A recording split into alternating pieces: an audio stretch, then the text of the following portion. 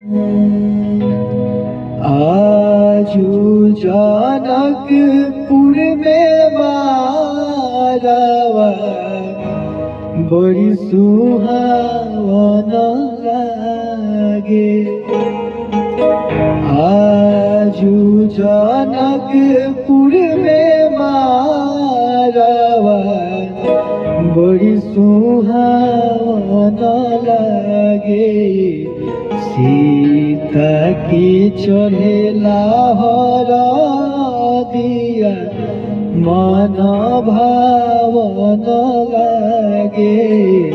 सीता की चढ़ेला हरदिया मन भावन लागे।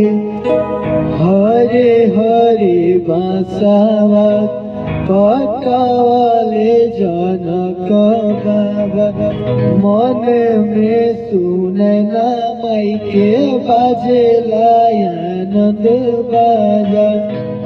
सुरे भैली पूरा महलिया बड़ी सुहावन लागे। सीता की चढ़ेला हरदिया मन भावन